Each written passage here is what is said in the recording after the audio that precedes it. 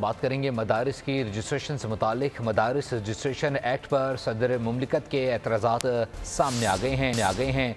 18वीं तरमीम के बाद तालीम सूबाई मामला हो चुका है। सदर मुमलिकत ने एतराज़ उठाया कि मदारिस की रजिस्ट्रेशन वजारत तालीम कर रही है।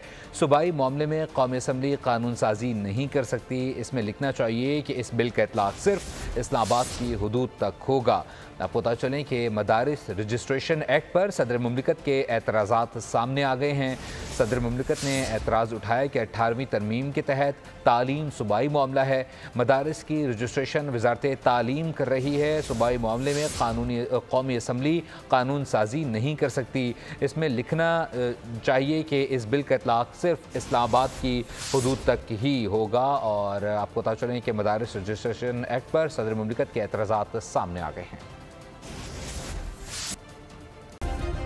सब्सक्राइब करें और बेल दबाएं ताकि कोई खबर रह न जाए।